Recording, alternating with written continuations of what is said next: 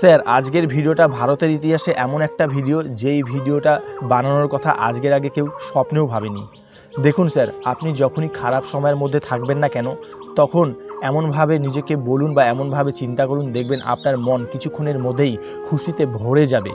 দেখুন স্যার, আপনি জীবিত আছেন, সুস্থ আছেন, ভালো আছেন, এক জায়গা থেকে এক জায়গায় হেঁটে যেতে পারছেন, নিজের চোখ দিয়ে এই সুন্দর পৃথিবীটাকে দেখতে পাচ্ছেন, মুখ দিয়ে কথা বলতে পারছেন। এই জিনিসগুলি কিন্তু অনেক বড় পাওয়া। এই জিনিসগুলোকে কিন্তু কখনোই আন্ডার এস্টিমেট করবেন না। আপনি একবার ভাবুন, ঈশ্বর যদি না চাইতেন আপনি কি সুস্থ থাকতেন, জীবিত থাকতেন? কখনোই থাকতেন না। তাহলে ভাবুন, আপনার থেকেও অনেক মানুষ এমন অবস্থায় আছে যারা দেখতে পায় না, কথা বলতে পারে না, এক জায়গা থেকে এক জায়গায় হাঁটাচলা করে যেতে পারে না, তাদের দুবেলা খাওয়ার ব্যবস্থা নেই, থাকার ব্যবস্থা নেই।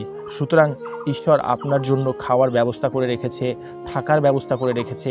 তা সত্ত্বেও আপনি কেন দুশ্চিন্তা করবেন? আপনি কেন অতীত নিয়ে আফসোস করবেন, ভবিষ্যৎ নিয়ে দুশ্চিন্তা করে বর্তমান সময়কে নষ্ট করবেন? তাই অতীত নিয়ে আফসোস, ভবিষ্যৎ নিয়ে দুশ্চিন্তা করে নিজের জীবনটাকে নরক বানাবেন না। বর্তমান নিয়ে বাঁচতে শিখুন, কারণ বর্তমানটাই আমাদের হাতে আছে, অতীত ভবিষ্যৎ কিন্তু আমাদের হাতে নেই স্যার। তাই ভুলেও দুশ্চিন্তা করে নিজের বর্তমান সময়কে নষ্ট করবেন না, কারণ আপনার বর্তমান নষ্ট হয়ে গেলে আপনার ভবিষ্যৎও নষ্ট হয়ে যাবে।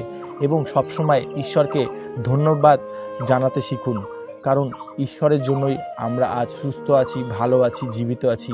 উনার ইচ্ছা ছাড়া একটা পাতা অবধি নড়ে না। তাহলে আপনি ভাবুন যে উনি কি করছেন আমাদের জন্য। প্রতিটা মুহূর্তে ঈশ্বর আমাদেরকে সুরক্ষিত রাখছে, ভালো রাখছে। তাই আমাদেরকেও ঈশ্বরের কথা ভেবে আমাদের দায়িত্ব, কর্তব্য, আমাদের ধর্ম পালন করা উচিত এবং মানবতা বোধ নিয়ে জীবনযাপন করা উচিত।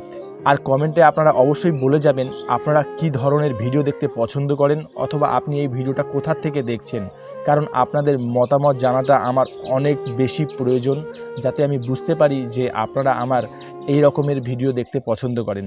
আর ভিডিওটা যদি ভালো লেগে থাকে আমাদের ইউটিউব চ্যানেলটা সাবস্ক্রাইব করে আমাদের পাশে থাকুন, কারণ আপনাদের সাপোর্ট, ভালোবাসা ছাড়া আমরা কিছুই না।